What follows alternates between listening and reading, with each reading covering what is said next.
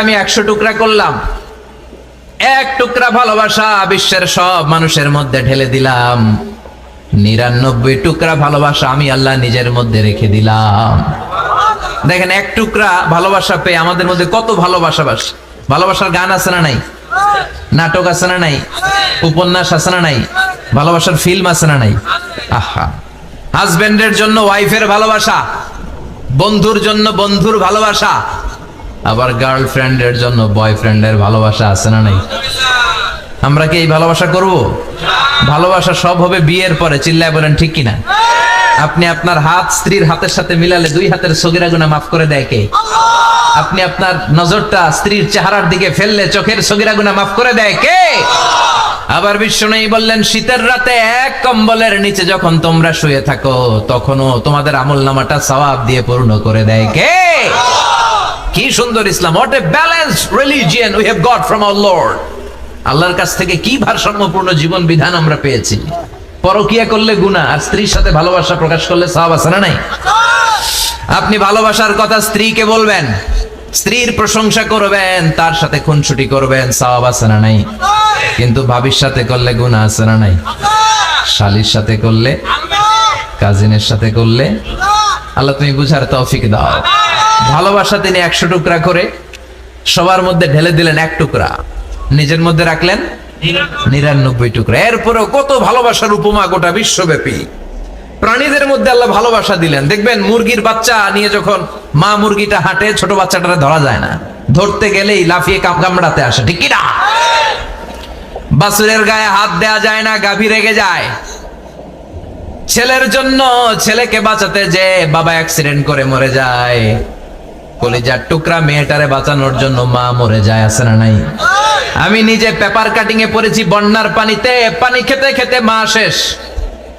দুধের বাচ্চাটা মেয়েটারে বালতির মধ্যে ধরে মা মাথার উপরে তুলে ধরেছে, বন্যার পানি খেতে খেতে মা শেষ, বাচ্চা মরে নাই। তার মানে কলিজার টুকরা মেয়ের জন্য মা জীবন বিলিয়ে দিয়েছে। 1 টুকরা ভালোবাসার ছিটে ফোঁটা তোমরা পেয়েছো।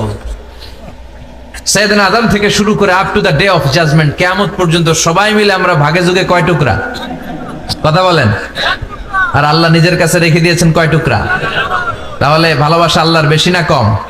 আল্লাহ তুমি দয়ার সাগর, রহমানুর রহিম, তোমার দয়ায় পূর্ণ আমার সারা নিশিদিন, তোমার দয়ায় পূর্ণ আমার সারা নিশিদিন। সুবহানাল্লাহ পড়ো।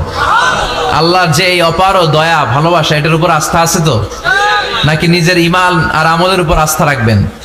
আমাদের আমল, আমাদের ইবাদত, আমাদের সালাত, যাকাত, এগুলো আমাদেরকে জান্নাতে নিতে পারবে? আমাদেরকে জান্নাতে নিতে পারে শুধুমাত্র কেবলমাত্র আল্লাহর দয়া আর ভালোবাসা। আমরা যে লোক দেখানো নামাজ পড়ি, ইবাদত করি, আল্লাহর কসম এটা মিজানের পাল্লা রেখে দিলে এটার কোনো ওজনই হবে না। আমাদের আশার জায়গা, ভরসার জায়গা একটা, সেটা হলো আল্লাহর দয়া। চিল্লায় বলেন ঠিক কি না? বনি ইসরাইলের এক আবেদ 100 বছর আল্লাহর ইবাদত করেছে। In the day of judgment আল্লাহ তাআলা ওই আবেদকে বলবে, উদখুলিল জান্নাতে বিরাহমাতি, go to the paradise with my mercy, আমার দয়ায় ভালোবাসায় জান্নাতে ঢুকে যাও। ওই আল্লাহর ওলি বলবে, বালবি আমালি, আল্লাহ আমি আমার আমল দিয়ে যেতে চাই, আপনার দয়া দিয়ে জান্নাতে যাওয়া লাগবে কেন? আমি নামাজ তো কম পড়ি নাই, জিকির তো কম করি নাই, তাহাজ্জুদ তো কম পড়ি নাই। আল্লাহ বলবেন, তাই এত তাহাজ্জুদ পড়েছিস, আমি যে চোখ দিয়েছি এই চোখের নেয়ামতের শুকরিয়াই তো তোর আদায় হয় না।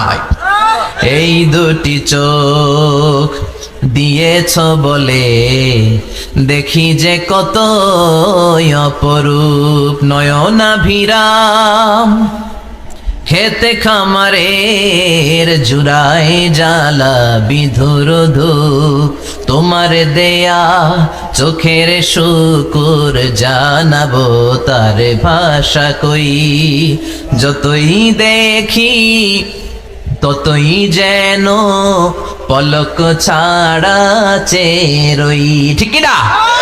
আল্লাহ বললেন, এই যে একটা চোখ দিয়েছি, এই চোখের নেয়ামতের শুকরিয়াই তো আদায় হয় নাই। তুই আমার সাথে হিসাব করলি, ওকে ওকে, লেটস মেক এ ক্যালকুলেশন, চল একটা হিসাব করি। তোর 100 বছরের ইবাদত এক পাল্লা রেখে দিলাম, আর আমি দয়া করে মায়া করে পৃথিবীর নাজ নেয়ামতের সৌন্দর্য দেখার জন্য যে তোকে চোখ দিয়েছি, 2টা চোখ নয়, একটা চোখ আরেক পাল্লায় রেখে দিলাম। ওজন দেওয়ার পর দেখা যাবে মুহূর্তের মধ্যে চোখের পাল্লাটা ভারী হয়ে গেছে। আল্লাহ বলবেন এখন হিসাব বলে you have to go to the hell fire, তোকে এখন জাহান্নামে যেতে হবে, যা জাহান্নামে যা। এবার আল্লাহর ওলি বলবে আল্লাহ মাফ চাই, দোয়াও চাই, জাহান্নামে যেতে পারবো না, আল্লাহ তুমি আমার মাফ করে দাও। আল্লাহ বলবেন now you are on the right track, এখন তুমি লাইনে আসছো মিয়া, এতক্ষণ বেলাইনে কথা বলতেছিল। আমার দয়া, আমার রহমত, আমার ভালোবাসা ছাড়া কোশ্চিন কালেও কেউ জান্নাতে ঢুকতে পারবে আল্লাহ তখন তারে বলবেন উদখুলিল জান্নাতা বিরহমাতি, go to the paradise with my mercy, আমার দয়ায় এখন তুমি জান্নাতে ঢুকে যাও। চিল্লায় পড়েন সুবহানাল্লাহ। এজন্য মানুষ মাত্রই ভুল হবে, অন্যায় হবে। ভুল করা, পাপ করা, অন্যায় করা এটা দোষের কিছু না, কিন্তু পাপের উপর স্থায়ী থাকা হলো দোষের, ঠিক কিনা? শয়তান ভুল করেছে, অন্যায় করেছে, সাথে সাথে যদি শয়তান তওবা করতো ইবলিস রেও মাফ করে দিত কে? কিন্তু সে মাফ চায় নাই, সে তার পাপের উপরে অটল ছিল, ঠিক কিনা? শয়তান আর ইনসান এই দুইয়ের মধ্যে মৌলিক পার্থক্য হচ্ছে এটা, শয়তান পাপ করে পাপের উপর স্থির থাকে, আর আমরা পাপ করে মাফ চাই কার কাছে? আমাদের জন্য মাফ চাওয়ার দরজা খোলা আছে না নাই? সকালে গুনাহ করছি, দুপুরে মাফ করে দিবে কে? দুপুরে পাপ করছি, রাতে মাফ চাইলে ক্ষমা করে দিবে কে? 24/7 সব সময় এই মাফ চাওয়ার দরজাটা খোলা আছে না নাই? শুধুমাত্র কেবলমাত্র দুইটা সময় আল্লাহ তাআলা তওবা কবুল করে না। এক হচ্ছে বাদাল গারগারা, বাদাল গারগারা, মালাকুল মাউত যখন এসে রূহ ধরে টান দেয় তখন গলায় গরগর গরগর শব্দ হয়। মালাকুল মাউতকে দেখে ফেললে আর তওবার কোনো সুযোগ নেই। সাইয়েদনা মুসা আলাইহিস সালাম তার চাচাতো ভাই কারণকে বলেছিল সম্পদের যাকাত দাও, এ সম্পদ আল্লাহ দিয়েছে। কারণ বলে আল্লাহ দেয় না, ইন্নামা উতিতুহু আলা ইলমিন ইনদি, আমি আমার ইন্টেলেক্ট, আমার সৃজনশীলতা, আমার বুদ্ধিমত্তা খাটিয়ে সম্পদ উপার্জন করেছি, আমি যাকাত দিব না। মুসা আলাইহিস সালাম বললেন তাহলে আযাবের অপেক্ষা করো। কারণ বলল পারলে আযাব নিয়ে আস। রব্বুল আলামিন বললেন ফাখাসাফনা বিহি ওয়া বিদারিহিল আরদ, ও মুসা নিরাপদ দূরত্বে তুমি সরে যাও, আমি এখনই কারুনকে তার সব সম্পদ সহ জামিনের মধ্যে দাবিয়ে দেব। কারণ তার সম্পদ সহ জামিনে দেবে যেতে লাগলো। আমি জায়গাটা নিজে দেখে এসেছি। মিশরের রাজধানী কায়রো থেকে 120 কিলো দূরে ফাইয়ুম নামে একটা জেলা আছে, ওই জেলায় বাহিরা কারুন, কারণের সব সম্পত্তি আল্লাহ জামিনে দাবিয়ে দিয়েছে। হাঁটু পর্যন্ত দেবে যায়, সে ভেবেছে আমি বেঁচে যাব, কোমর পর্যন্ত দেবে গিয়েছে বেঁচে যাব, গলা পর্যন্ত যখন দেবে গিয়েছে আর বাঁচার সুযোগ নাই। কারণ কয় মুসা সব সম্পত্তি তোরে আর তোর আল্লাহরে দিয়ে দিলাম, আমারে বাঁচা, আমারে বাঁচা, আমি তওবা করলাম। তখন কি তওবার সময় আছে? কথা কন, বাদাল গারগারা, মালাকুল মাউতরে যখন দেখে ফেলবেন তখন তওবার সুযোগ আছে। ফেরাউনেরও একই দশা।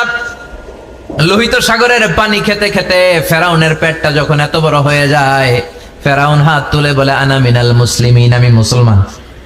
আমি, এটা কোরআনের আয়াত কিন্তু, আনা মিনাল মুসলিমিন, বনি ইসরাইলরা যে আল্লাহর উপর ঈমান এনেছে, আমিও ফেরাউন সে আল্লাহর গোলাম। আল্লাহ বলে দ্য টাইম ইজ আপ, সময় শেষ, এখন তোমার ঈমান কবুল করা হবে। তার মানে বাদাল গারগারা তওবা কবুল হয় না।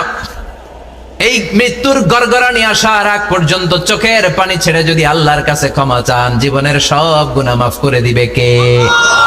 শয়তান আল্লাহরে বলল মাবুদ এত জান্নাত বানিয়ে কি লাভ, আপনার একটা বান্দারও জান্নাতে ঢুকাতে পারবেন না, আমারে বানিয়েছেন জাহান্নামী, আমি আমার সর্বোচ্চ চেষ্টা দিয়ে আপনার সবগুলা বান্দারে জামাতে জাহান্নামে নিয়ে একসাথে ঢুকবো, পারলে জাহান্নাম আরো কয়েকটা বাড়িয়ে বানান।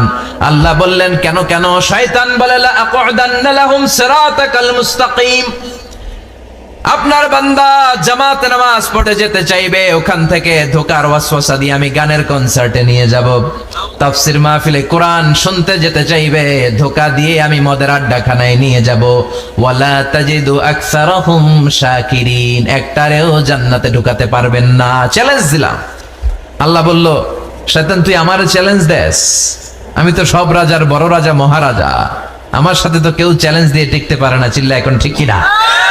শয়তান তুই চ্যালেঞ্জ দিলি, আমিও তোর চ্যালেঞ্জ নিলাম। ওয়া ইজ্জতি ওয়া জালালি ওয়া ইরতিফাই মাকানি, আমার ইজ্জতের কসম, আমার জালালিয়াতের কসম, আমার মহানত্বের কসম, আমার ক্ষমতা আর দাপটের কসম, আজীবন আমার বান্দা গুনাহ করবে, পাপ করবে, অন্যায় করবে, কোন এক তাফসীর মাহফিলে এসে চোখের পানি ছেড়ে যখন ক্ষমা চাইবে, আমি জীবনের সব গুনাহ মাফ করে দেব। আমি আমার বান্দার জীবনের সব গুনাহ মাফ করে দিয়ে জান্নাতে ঢুকায় দেব, তখন তুই কি করবি?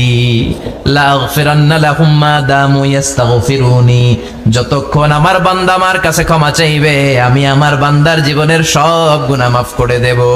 সুবহানাল্লাহ পড়ে। এজন্য রব্বুল আলামিন বলেন, ইয়া আইয়ুহাল্লাযীনা আমানু তুবু ইলাল্লাহি তাওবাতান নাসুহা, তওবার মতো তওবা করো। তওবার মতো তওবা করলে যত বড় অন্যায় হোক, পাপ হোক, গুনাহ হোক, সব গুনাহ মাফ করে দিতে পারে কে? সাইয়েদনা আদম আলাইহিস সালাম ভুল করলেন, শত শত বছর কাঁদলেন। আল্লাহ বললেন, ও আদম, কিছু বাক্য তোমারে শিখিয়ে দে, এই বাক্য দিয়ে তুমি আমার কাছে তওবা করো, তোমার তওবা কবুল করে নেব। সাইয়েদনা আদম বললেন, রব্বানা, পড়েন, রব্বানা যালামনা আনফুসানা ওয়া ইল্লাম তাগফির লানা ওয়া তারহামনা লানাকুনান্না মিনাল খাসিরিন। ও আল্লাহ, আমি জুলুম করেছি নফসের উপর, ভুল করেছি, অন্যায় করেছি, অপরাধ করেছি, আপনি